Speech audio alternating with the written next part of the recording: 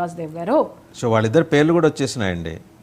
Miss England అని రూమ్కి రమ్మని బలవంతం చేసిన ఫహీమ్ ఖురేషి అండ్ రాజ్యసభ సభ్యులు అనిల్ కుమార్ యాదవ్ గారట. పత్రికలో అది కూడా పబ్లిష్ అయింది మొత్తం. సో మరి గవర్నమెంట్ ఏం చేయాలి దీని మీద? ఇమీడియట్గా అది ఒక కాల్ తీసుకోవాలి కదా. ఒక్క మాట నేను ఇక్కడ మాట్లాడుతున్నాను. అవమానం భారతదేశానికంటే ముందు వాళ్ళ ఇంట్లో ఉన్న మహిళలకు కాదా అండి? వీళ్ళు చేసిన దరిద్రపు పనికి వాళ్ళ ఇంట్లో ఉన్నటువంటి మహిళలు ఫేస్ చేయరా రేపొద్దున? ఇదే వీళ్ళిద్దరినే నేను అడుగుతున్నాను.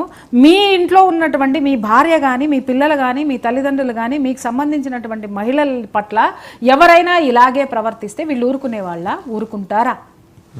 అంటే పరాయి అమ్మగిన ఆడపిల్ల నీకు పక్కలో సుఖం ఇవ్వడానికి మాత్రమే పుట్టిందని ఫీల్ అవుతున్నారా మీరు?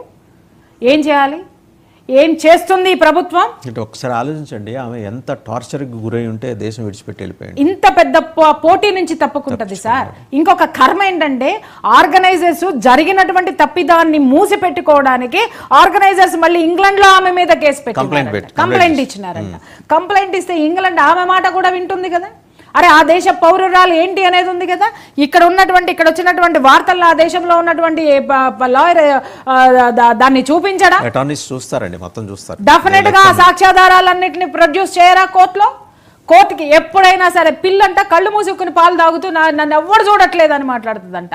వీళ్ళకి అధికార కండకావరమో డబ్బు కండకావరమో ఏ కండకావరాలో నాకు తెలియడం లేదు. కానీ ఈ విధంగా మహిళల్ని, ఇంట్లో వాళ్ళని, బయట వాళ్ళని, దేశం దాటి కూడా ఇలాంటి దరిద్రమైనటువంటి ఆలోచనలో ఉన్నటువంటి పురుష పుంగవల్లారా. మిస్టర్ చిలక ప్రవీణ్, ఇదిగో ఇలాంటి పురుషుల గురించి ఏం మాట్లాడతావు నువ్వు?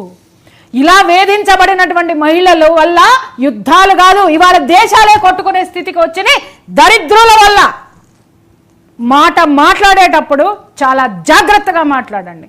ఇంకొకసారి కూడా చెప్తున్నాను, మై డియర్ యూట్యూబర్స్, జర్నలిజం పేరుతోటి, జర్నలిజం ముసుగుతోటి మీరు బయటకు వచ్చి మీడియా పేరుతోటి ఇష్టం వచ్చినట్టు ప్రవర్తిస్తున్నారు, ఇష్టమైనటువంటి వ్యాఖ్యలు చేస్తున్నారు. మీ ఇష్టానుసారంగా చేసుకుంటూ ఒక కులానికో, ఒక వర్గానికో, ఒక మతానికో ప్రాతినిధ్యం వహిస్తూ అసలు విషయాల్ని పక్కదోవ పట్టించేటటువంటి ప్రయత్నం చేస్తూ మీరు నాయకులుగా ఎదుగుతూ వ్యవస్థని భ్రష్టు పట్టిస్తుంటే ఇక్కడ ఎవరూ కూడా చూస్తూ ఊరుకోరు. దీన్ని ఖచ్చితంగా చెక్ పెట్టేటటువంటి పరిస్థితులు వస్తాయి. దాని మీద చర్చలు జరుగుతున్నాయి. మేము దీన్ని పూర్తిగా ఖండిస్తున్నాము. ఎవరైనా సరే, నేను చెప్తున్నాను కదా, జర్నలిజం అనేటటువంటి ముసుగులో, యూట్యూబ్ పెట్టుకునే వార్తల ముసుగులో ఇలాంటి వ్యాఖ్యలు మహిళలకు సంబంధించి కానీ, దేశంలో ఎవరైనా సరే వ్యతిరేకత ఉన్నప్పుడు, మీకు నచ్చని విషయాలు ఉన్నప్పుడు, వ్యవస్థకి ప్రమాదాలు వాటిస్తున్నప్పుడు వ్యవస్థల గురించి, అవినీతి గురించి ప్రశ్నించండి. ఆడవాళ్ల జోలికి వచ్చిన, ఆడవాళ్ళని విమర్శించిన ఖబర్దార్.